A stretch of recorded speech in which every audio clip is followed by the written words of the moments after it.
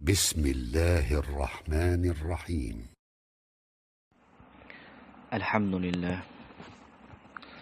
الحمد لله وكفى والصلاة والسلام على عباده الذين اصطفى أما بعد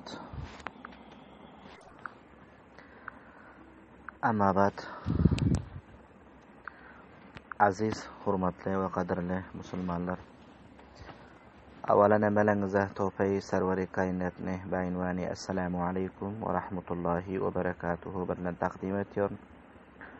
Ve saniyen bulgun hem halladım Ramazan'ın rozasynyň fazileti barada sizler bilen aýdyşsam, Allah Taala tawfiq we hidayet bersin. Ramazan aýynyň rozasyny hemmelerimizi tutmaklyga ýaxşy tarykada we Ramazan aýynda Allah Taala emmelerimizi günahlardan mahfuz saklasın. Hazrat Abu Hurayra radıyallahu ta'ala anhu'dan rivayet. Hazrat Abu Hurayra diyor ki Resulullah sallallahu aleyhi ve sellem ayttılar diyor. Adam aleyhissalatu vesselam'ın awladynyň etýän ýaxşylyklaryna Hudaý tebarek we taala ihlasyna laýyk sawap berýär diýdi. Adam aleyhissalatu vesselam'ın awlady eger bir ýaxşylyk etse Hudaý taala şol eden ýaxşylygyna 10 tawapdan ta 700 sawaba çelle bermeli diýdi. Amma bul aziz musulmanlar ihlasa ýaraşy bolýar. İhlas köpeldigiçe Hudaý taala oň sawabyny köpeltjek eken. Onda biz sizler bir ýaxşylyk etsek Allah Taala kemeskem oňa 10 ýaxşylyk berjek eken billere. Ondan soň ýokary gidip bersek 700 ýaxşylyk berjek eken. Allah tebarek ve taala öýdüler ki hadis kudusi, lekin roza bul bidun şek ve bidun şübhe meniň üçin diýdi. Rozanyň jezasyny men özüm berjek diýdi. Bir adam roza tutsa diýdi Hudaý taala aýtýar, onuň sowabyny men özüm berjek. Yani bul 700 ya 600 ya 800 diýip Hudaý taala muny taýin etmedi. Bul malum däligi Hudaý tebarek we taala biz sizlere näme berjek. Çünki munyň jezasyny Allah taala mübhem goýdy. Şonuň üçin rozanyň bul hadisden fazileti malum boldy ki rozanyň özi Allah taala munyň haýryny we munyň jezasyny berjeken biz sizler rozany tutsak.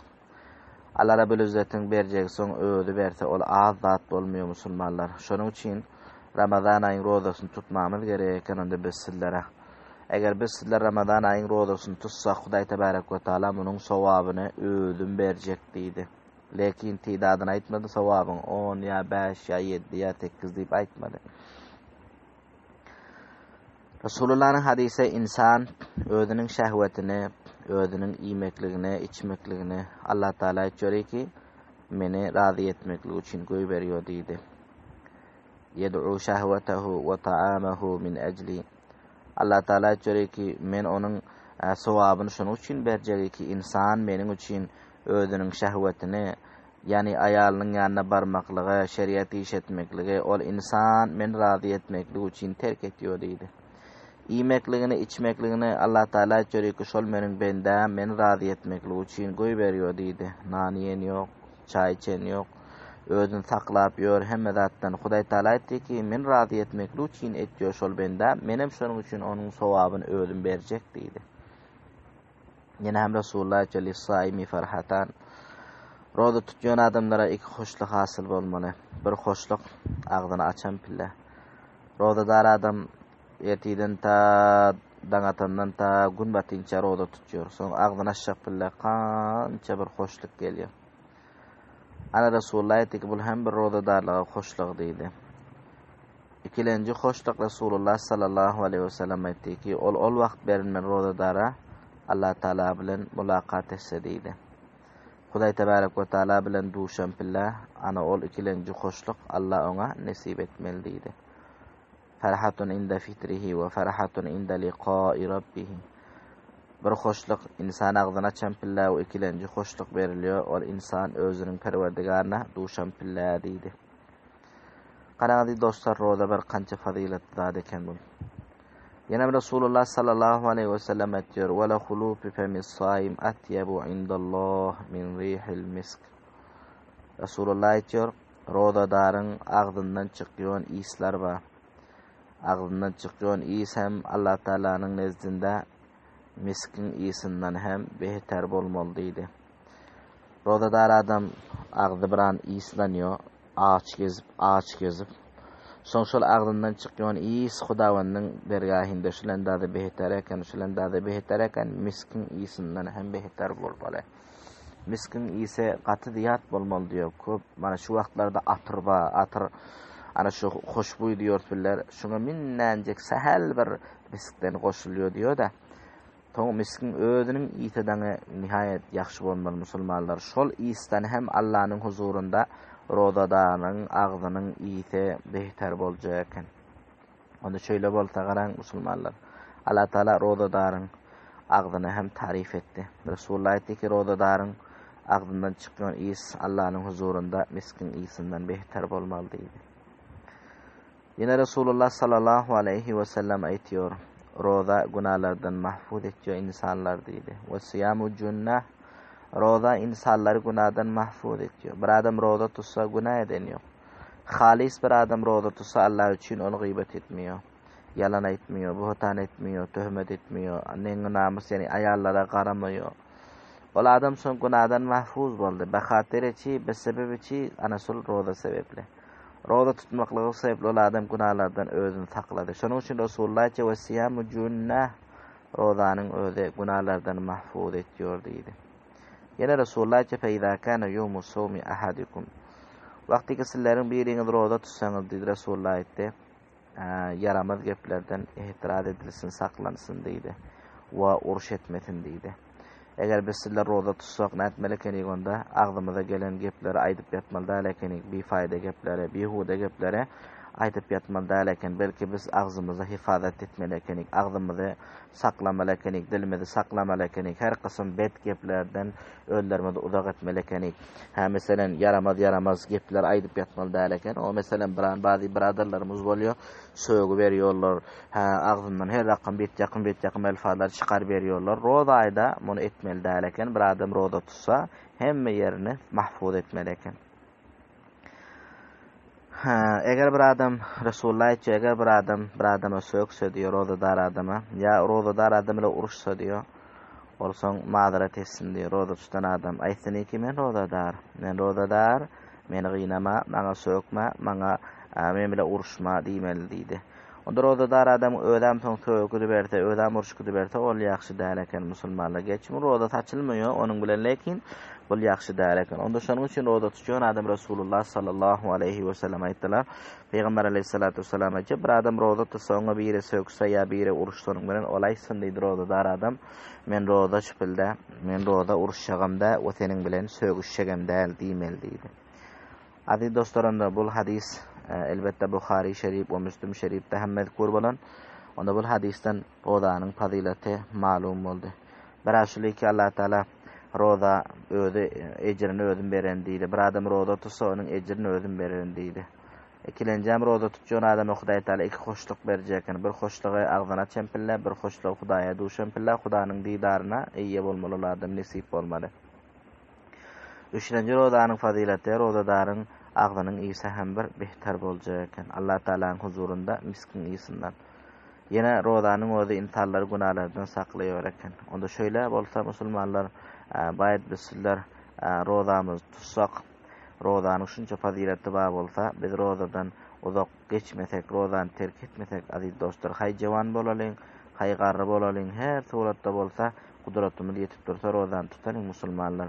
Şunda biz sizleriň kamyaplygymyz boljak eken. Eger biz sizler rozany terk etsek, onda biz Hudaý Taala'nın huzurunda günahkar bolmaly. Bir, ikilenji Allah Taala'nın emrini terk eden adam bolup gelýär bilýär. Şonuň üçin hem rozany baýat bir hatman tutmaly. Belagaty ýetişse bir adam, ol hatman rozany tutmaly. Gyz bolsun, hay oglan bolsun. Mutaassifana bir adamlarymyz bar, bular roza tutan ýoklar. Roza tutan ýoklar, ol günahkar bolýar. Bahanalar köp bilen etýärler, roza tutsak ol bolýar, bul bolýar diýip her rakam bahana etýärler. Buran biran bahanalar ýürümýär musulmanlar şeriat barada. Biran adamlar aýtýar ki, guzaranam farz, rozadan farz. roza tutsak güzeranymyz billerin boljak galdy. Ol gep galat musulmanlar. Güzeran farz roza farz, melekin roza ha ähemrak farz bolýar. Şonuň üçin wagtyk bir rozamy tutsak inşallah Allah Taala biz sizlere köpden köp fazilatlar we köpden köp nimetler nasip etmeli. Aziz dostlar, bul ay köp behtirin ay. Eger günahkar bolsak tövbe edelim. Roza gelmeden awal inşallah Hudaý Taala bizleriň günahlarymyzy maaf etmeli. Çünki Allah Taala'nın mehribanlygy juda bir ziyat musulmanlar bendelerinin üstüne. Hazreti İbn Ömer radıyallahu ta'ala anhu aytýar, men Peygamber aleyhissalatu vesselam'dan bir hadisini eşitdim. Ol hadis bir mertebede, iki mertebede, belki 7 mertebeden ziyat eşitdim men diýär. Hazreti İbn Ömer aytýar ki Resulullah sallallahu aleyhi ve sellem aytdy diýär, Beni İsrail kowmunda bir adam barty diýär, onuň ady Kifilti diýär. Ol hiç wagt günahlardan özüne uzak eden ýokdy diýär. Yani her günah bolsa et ýokdy diýär, ol Kifiliň özü diýär. Bir gün diýär, onuň ýanyna bir ayal geldi diýär. Ol ayala ol Kifiliň özü 60 dinar berjek diýdi günah etmeklige. Yani ayal aýtdy ki sen meniň bilen zina et. Men sana 60 dinar berjek diýdi. Dinar manysy tilaýçy musulmanlar. Bir dinaryň kıymaty köp tüýşük. 60 dinar kança halek bolýar. Şunça men sana pul berjek. Sen meniň bilen zina et diýdi. Ondan soň bul ayal ýa-da Kifiliň ýanyna geldi. Hasaby wadasyna muwafiq bolup soň bul ayal Kifiliň ýanyna gelip diýär, aglamaklyga şurup etdi diýär. Aglady diýär ayal. Bul Kifiliň ödü bundan sorady diýär, seni gaýsy zat aglatýar? Sen näme üçin aglaýarsyň? Aya men seni şol işe mejbur etdimmi? Yani men seni mejbur edemiyor. Özüň 60 dinara qaýyl boldun günah etmeklige, dina etmeklige meniň bilen. Sen näme üçin aglaýarsyň soň diýdi. Awal wada etmedin sen eger sen aglajak bolsaň diýdi. Onda ayal aýtdy ki ol gep däl diýdi. Belki bul şunu şekilde bir günah ki diýdi. Men onu ta hanuz şakaçyl edip göremýok men diýdi. Ta hanuz men şol günahny edip göremýok. Şoň üçin aglaýarym diýdi. Eger men bugun bir mecburluk getirdi diýdi. Mecbur bolup geldim men diýdi. Bolmasa giyinmiýotum diýdi. Ondan soň ol jowan aýtdy ki sen şol işe etýorsyň sen. Sen bu çakaçelle bu işi edip gören ýokmy sen diýdi. Bu çakaçelle sen bu işi edip gören ýokmy diýdi. Ol adam onuň ýanyndan gaçdy diýär. Aýalyň ýanyndan goýberdi. Toň aýtdy diýär, bar sen al git. Şol dinar ýani tillana hem men sana bahşiş berýärm. 60 dinaram al git diýdi. Şol adamyň özü aýtdy diýär. Näme diýip aýtdy diýär? Allah'a kasam. Ey Hudaýa men kasam etýärm. Indi men hiç wagtam Allah Taalaga nafarmanlyk etmiyorum. Yani Hudaýa kasam edip ýa-da Kifil aýtdy ki, ey bar Hudaýa men indi hiç wagt günah etmiyorum, nafarmanlyk etmiyorum diýdi. Soňra adam Kifiliň öýde şo gece ýatdy diýär, soň şo gece ýatan pilla öldürer diýär. Ýatan pilla öldürer diýär. Ol ýa adamyň özü öldü. Ertir boldy diýär. Merdimler bunun cenazasyna gelen ýok, alymlar okyp bermäne gelen ýok. Çünki Kifil hemmäden bellite, yaramazdy, günahkardy, zinakardy. Lekin Kifil tövbe edente, Allah Taala'dan dilanti ki men indi günah etmiyorum diýip. Hudaý tebarek we taala onuň derwezesine bitdi diýe ertir diýär. Qad gafarallahu lil Kifil. Allah Taala Kifilni magfirat etdi. Kifiliň hemme günahlarını maaf etdi diýip Allah Taala onuň derwezesine bitdi diýär. Ana soň merdimler onu görüp onuň cenazasyna şerik boldy diýär. Ha, aziz dostlar, aziz musulmanlar, görün kança bir behterin nimeti ki Allah Taala'nın mehribanlygy. Biz şöyle bolsa, aziz musulmanlar, biz sizlerim tövbe edelim, eden günahlarımıza. Allah Taala mehriban, bendelerine Allah Taala rahman, bendelerine Allah Taala rahim, bendelerine. İnşallah biz tövbe etsek, Hudaý tebarek we taala bizleriň günahlarymyzy maaf etjek onda. Hudawan tawwab. Fasabbih bihamdi rabbika wastagfirhu innahu kana tawwaba. Allah Taala tövbeler kabul etgüçi. Şonuň üçin eger biz tövbe etsek, günahymyda puşaýman bolsak, ol wagt uzak däl Allah Taala bizleriň günahlarymyzy maaf etse. Allah Taala bizleriň edenlerimizi maaf etmeli. Şonuň üçin aziz jowanlar bilhususan günahlardan saklanjak bolalım. Zina diýen dadyň ýanyna barmalyň, şarapxorlyk etmäliň. Şonuň şekilde beçebadlyk etmäliň. Şonuň şekilde haramxorlyk etmäliň.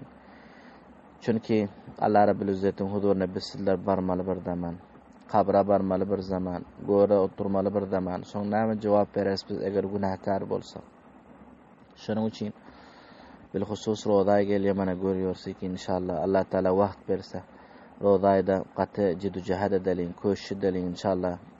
Rahmet edeliň, rozamyz tutaliň, ibadet köp edeliň, tövbe köp edeliň. Ta tövbanyň derwedesi bent bolunça Allah Taala bendeleriň günahlarını maaf etdirmeli tövbe etse. Şonuň üçin tövbe derwedesi bent bolmadan awal tövbe edeliň inşallah Allah Taala biz sizlere günahlarymyzy maaf etmeli. Çünki bilişimiz ýa-ni insanyň dindegarlygy köp bir muhtasar. Biz sizler arzularymyz köp bilen, umytlarymyz köp bilen, lekin ýaman wagtymyz muhtasar. Şonuň üçin şol muhtasar wagtda biz baýa terbiýereklerimiz tövbe edeliň, istigfar edip ýörelim, gijeler, gündiller, taýinki Allah Taala biz sizlere uzak eder ýa-ni namahremlere garamasak, namahremlere mutawajjih bolmasak, gözlerimiz hemişe aşak bolup berse, şäher çyksak ýyllara garamasak, aýallara garamasak, la ilahe illa ente subhaneke inni kuntu minez zalimin şunu okyp berse, Allah Taala bizleriň günahlarymyzy maaf etmeli. Allah Rabbul İzzet emmelimize tawfik bersin, ýaxşy işler etmeklige. Allah Taala emmelerimize hidayet bersin. Günahlardan saklanmaklyga, Hudawan nejat bersin hemmelerimize azab-ı cehennemden. Allah Taala emmelerimize cennetil firdowsdan jaý bersin. Hudawan kıyamet günde emmelerimize öz diýdary nasip etsin. Allah biz sizlerden razı bolsun bu dünýäde hem ahiretde hem. Wa ahiru dawana elhamdülillahi rabbil alamin. برای مشاهده ویدیوهای بیشتر به کانال یوتیوب سخنرانی‌های علماء ترکمن سر بزنید، مشترک بشید و منتشر کنید، اجر ببرید.